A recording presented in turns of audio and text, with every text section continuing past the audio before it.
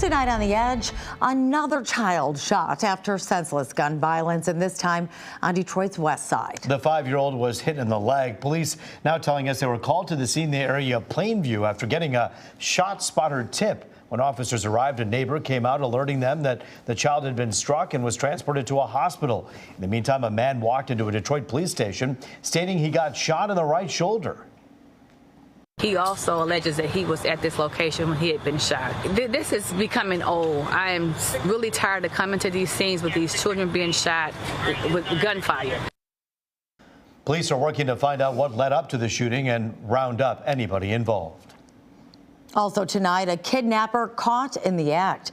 A woman in danger after getting abducted by her ex. Fox 2's Jessica Dupnack has more on the video that helped police come to the rescue. This poor woman did everything she could to get away from the man she once called a boyfriend, but he was not taking no for an answer. Take a look. Dragged her over to his car, stuffed her in the back, he handcuffed her, he had the child locks on, and then he put tape over her eyes. He drove 60 miles south to his Toledo home where he raped his ex, holding her captive. You're talking about 18, 19 hours that we didn't know where she was. Investigators say there were plenty of signs. Kevin Thompson II was a very violent man. He had a little to-go bag. It had duct tape, 2 sets of handcuffs, brass knuckles, a taser. Planned and plotted. He allegedly stalked his ex, waiting for her to get off work last weekend in downtown Detroit when he attacked. He was attempting to get back in her life, and she made it clear she wanted nothing to do with him. In June, Thompson allegedly roughed her up in public. That was the last straw, but for him it was not over. Detroit Police Assistant Chief Charles Fitzgerald lays out a timeline of violent harassment. Got into her building, knocking on her door, running down to the steps and hiding.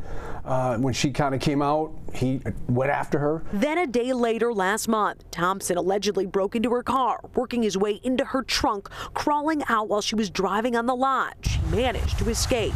In a final act of desperation, investigators say he kidnapped and raped her, but had a different story for police. His lead on was that he was just going to take her home once it was done, and I just don't buy that. When she didn't show up for a CPL class the next day, last Saturday, Detroit police were called in, and then it was all in. From the time we were notified to the time she's in custody, about 4.5 hours. It didn't take long for them to zero in on Thompson and his Toledo home, where police there and the FBI assisted in the takedown. He was casually walking out of his house to get food when he was arrested.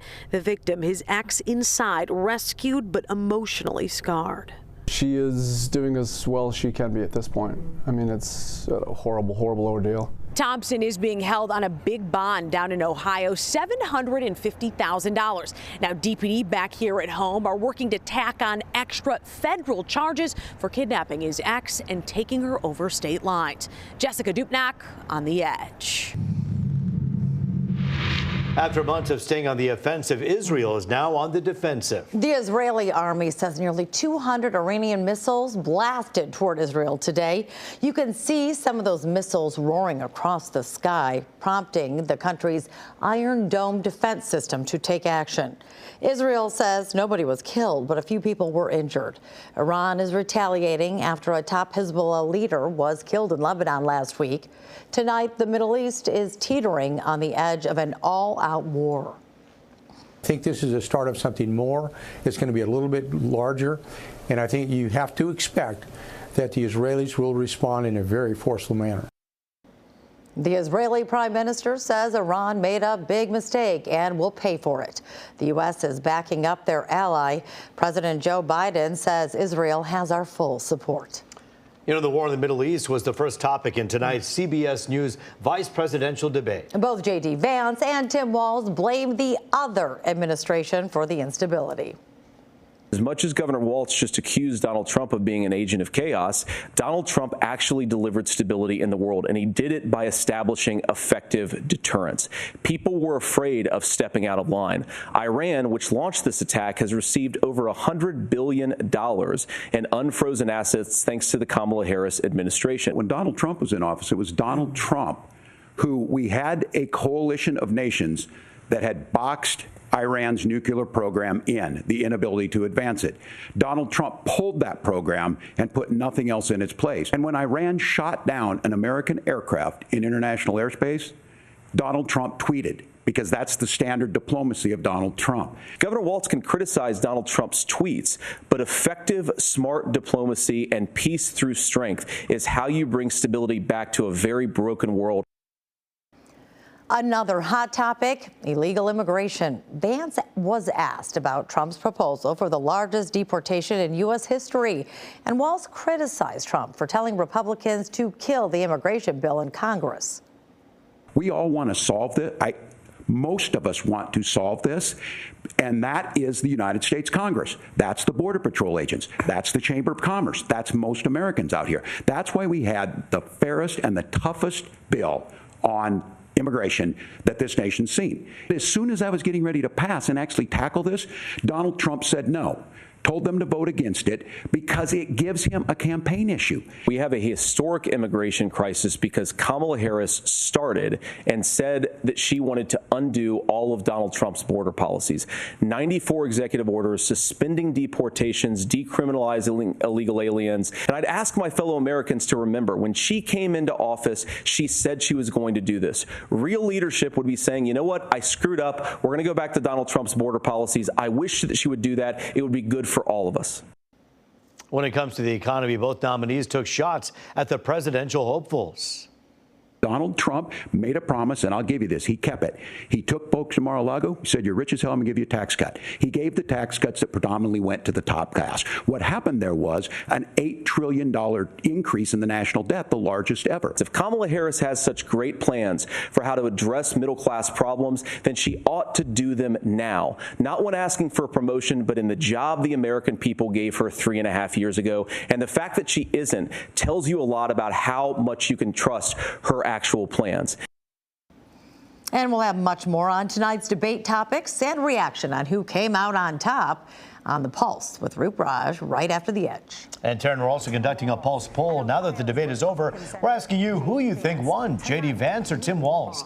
Scan the QR code at the bottom right of your screen to vote. So far, most of you say Vance won the debate. Those, of course, who took the poll, not a scientific poll. We'll update the results throughout the night and have full reaction and analysis on the Pulse that kicks off tonight at 11:50. We're also getting local reaction to the situation in the Middle East. It's all straight ahead. All right, let's talk about the weather now. We saw a little rain today, but more sunny skies are ahead. I have to tell you, stepping outside this evening, whoa, those temperatures really drop, Rich. It's October now, Taryn. Yes, it is, Roop. We had a pretty mild afternoon before the cold front showed up with the showers, and there were some wind gusts embedded within those showers, but all of that action is now well off to our east. Show you some live pictures from Chicago O'Hare. It's chilly there, too, 58 degrees out in and around the windy city. Let me show you the numbers today. We were close to 80 degrees by midday, 78 the official high, 54 the low. There are your averages. There are your records, 89 and 31. Officially at Metro Airport, just about 1/10 of an inch of rain. 50 degrees in Flint right now. There's 49 Albion. Chilly up there in Port Huron, 52. 53 in Adrian. The breeze is light. We did have some of those gusts at 4, 5, 6 o'clock with the passage of our front, but now the winds are pretty light. There's some blue on the map. Look at Alpena, 44 degrees. There's Muskegon at 49. We're still at 54, 61.